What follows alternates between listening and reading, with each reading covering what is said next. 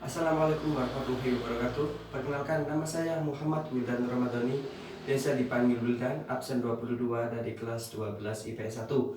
Di sini saya akan menjelaskan tentang akan mempresentasikan tugas yang sudah diberikan minggu kemarin tentang perubahan sosial. Ya, di sini saya diminta untuk menganalisis sebuah artikel, apakah artikel tersebut termasuk dalam perubahan sosial atau tidak.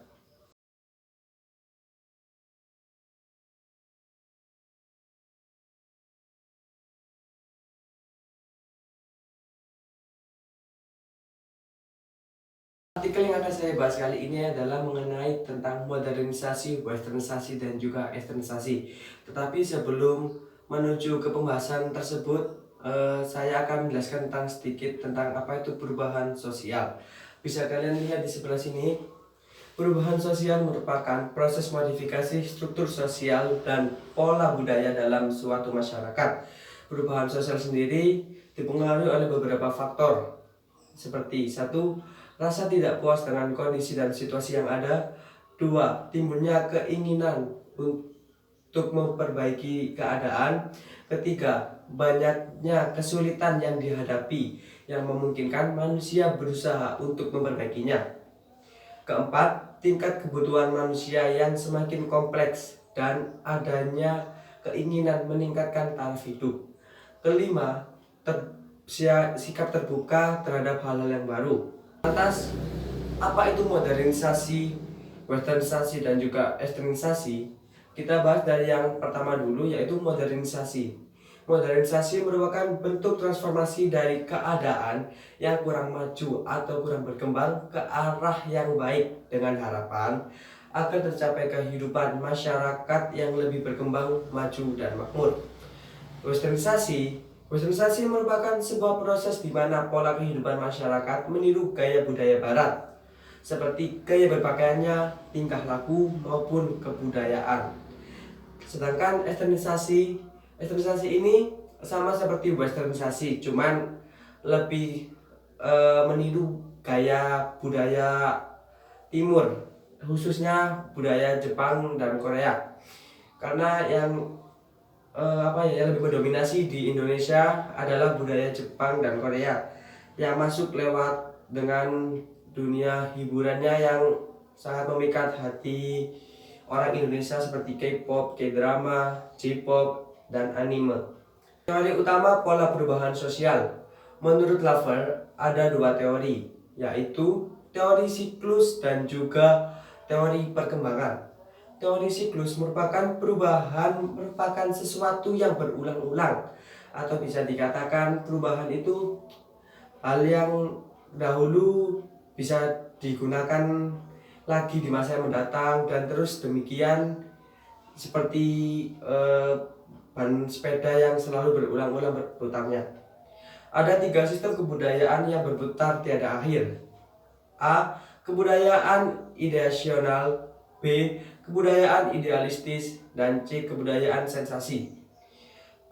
Kedua, ada teori perkembangan. Teori perkembangan merupakan teori yang dapat diarahkan ke suatu titik tertentu. Teori perkembangan dibagi menjadi dua, yaitu ada teori evolusi dan juga teori revolusi. Menurut saya, artikel yang saya bawa kali ini mengenai modernisasi, westernisasi, dan juga esternisasi itu termasuk ke dalam teori perkembangan. Sebab mengapa? Karena pengertian dari teori perkembangan sendiri yaitu perubahan yang dapat diarahkan ke suatu titik tertentu. Yang berarti modernisasi, westernisasi, dan juga esternisasi ini masih bisa kita arahkan supaya bisa tidak terlalu candulah begitu. Dan tapi kita bagaimana harus mengikuti perkembangan tersebut, perkembangan yang ada. Dan westernisasi dan esternisasi ini juga kan mirip sama modernisasi, sama-sama budaya maju, budaya modern.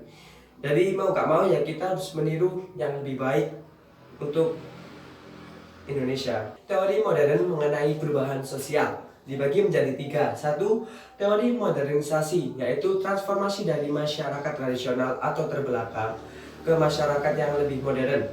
Dua, teori ketergantungan. Teori ini melihat bahwa ada ketergantungan secara ekonomi negara-negara dunia ketiga atau yang bisa dibilang negara terbelakang terhadap negara-negara industri. Ketiga, ada teori sistem dunia, yaitu sebuah pembagian kerja secara teritorial dalam produksi, pertukaran barang, dan bahan mentah. Artikel tentang modernisasi, westernisasi, dan esternisasi jika dilihat dari teori modern termasuk dalam teori modernisasi, karena teori modernisasi sendiri merupakan transformasi dari masyarakat tradisional atau terbelakang ke masyarakat yang modern. Sedangkan ketiga tema tersebut termasuk dalam inti yang sama, yaitu dari tradisional menuju ke modern atau ke yang lebih maju. Gitu. Bentuk-bentuk perubahan sosial: 1. Perubahan lambat atau evolusi. 2. Perubahan cepat atau revolusi.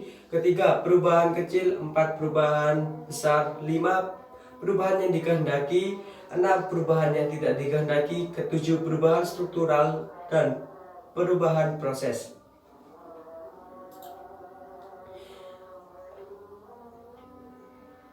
Jika dilihat dari bentuk perubahan sosial, modernisasi, westernisasi, dan juga esternisasi termasuk dalam perubahan lambat atau evolusi, karena perubahan lambat merupakan perubahan kecil yang saling mengikuti dan terjadi dengan sendirinya tanpa rencana atau kehendak tertentu. Masyarakat hanya berusaha menyesuaikan diri dengan keperluan dan keadaan, sama seperti kita Indonesia yang masyarakat masih kebanyakan tradisional.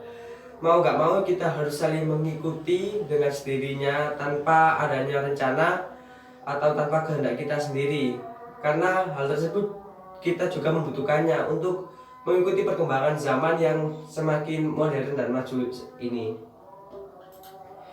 Faktor pendorong modernisasi, westernisasi, dan juga esternisasi yaitu: 1. Masuknya budaya asing atau banyaknya orang berkunjung ke dalam negeri, sehingga banyaknya orang masuk, pastinya mereka juga membawa budaya mereka dan sedikit mereka akan menjelaskan budaya mereka dan menerapkannya di sini. 2. Pertukaran siswa internasional. 3. Tuntutan zaman. Ya, ini tadi kita mau gak mau, bagaimana caranya kita harus mengikuti perkembangan zaman seperti ini. Kalau tidak, ya Anda akan jalan di tempat. 4. Orientasi ke masa depan untuk lebih mempermudah kehidupan kalian di masa mendatang. 5. Diterapkannya perdagangan bebas.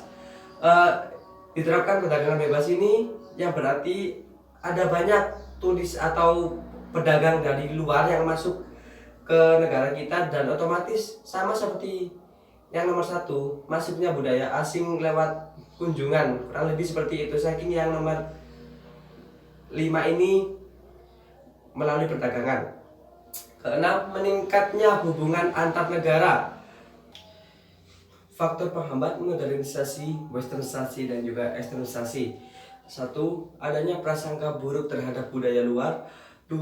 Hal tabu yang harus dilaksanakan di Indonesia, karena tidak semua budaya luar bisa kita terima dan kita laksanakan begitu saja. 3. Kurang berkembangnya iptek. 4. Cenderung menolak hal-hal baru. 5. Masyarakat yang masih terlalu tradisional atau masih percaya tahayul. 6. Ikatan adat istiadat yang masih kuat. Inilah yang